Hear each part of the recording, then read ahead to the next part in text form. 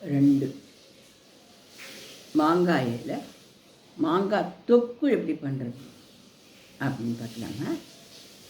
மாங்காய் தொக்கு அப்படின்றது மாங்காயை நல்லா அலம்பி தோலெல்லாம் சீவிட்டு அதை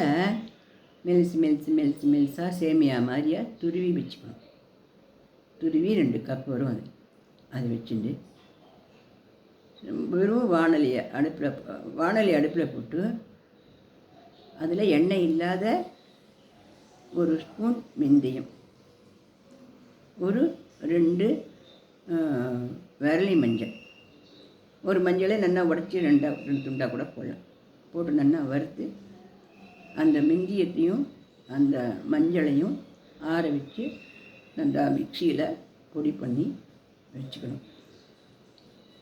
இப்போ அந்த வாணலியில் நல்லா ஒரு 1/4 கிலோ எண்ணெயை ஊற்றி கடுகு நல்லா வெடிக்க விட்டு கொஞ்சம் கூடுதலாக பெருங்காயம் நல்லா இவ்வளோ பெரிய கட்டி போடலாம், இல்லாத நல்லா அவ்வளோ பெருங்காயத்தூள் போடலாம்.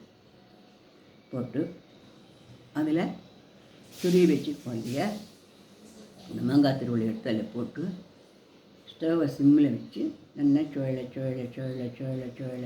கிளறியே வந்தாக்க அல்வாயாட்டை நல்லா சுருண்டுண்டு வரும். அப்போது 1/2 கப்பு மிளகாய் பொடி அதில் போட்டு நல்லா சோழ கிளறி இன்னும் கொஞ்சம் எண்ணெய் ஊற்றணும். கிளறிண்டே வச்சு என்ன பண்ணும், அந்த எண்ணெயெல்லாம் கொப்பளிச்சுண்டு அந்த மாங்காய்க்கு மேலே வரும். அந்த எண்ணெயை உமிழும். அந்த மாங்காய் தொக்கு உமிழும்னா என்னென்னா அந்த தொக்கு கீழே இருக்கும், கீழெல்லாம் கொஞ்சம் எண்ணெயாக இருக்கும். கலையிலே வச்சு நமக்கு அது தெரியும். அப்போ அதை இறக்கி கீழே வச்சுடணும். வச்சுட்டு இந்த மஞ்சள் பொடியும் இந்த வெந்தயமும் பொடி பண்ணி வச்சுருக்கோம் மாதிரி அது மேலாக தூவிட்டு திருப்பி வானகத்துக்கு அடுப்பில் வச்சு திருப்பி லேசாக ஒரு கலரு 2 கலருன்னா கும்முன்னு வாசனையோட மாங்காய் தொக்கு ரெடி.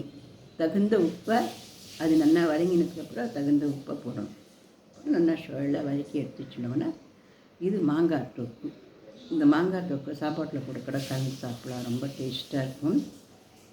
மோர் சாதத்துக்கு எல்லாம் தொட்டுண்டு சாப்பிட்லாம். பொங்கலுக்கு இட்லிக்கு எல்லாம் கூட தொட்டு சாப்பிட்லாம், ரொம்ப நல்லா இருக்கும். இது பிடிச்சதுன்னா லைக் பண்ணுங்க, ஷேர் பண்ணுங்க, சப்ஸ்கிரிப்ஷன் கொடுங்க.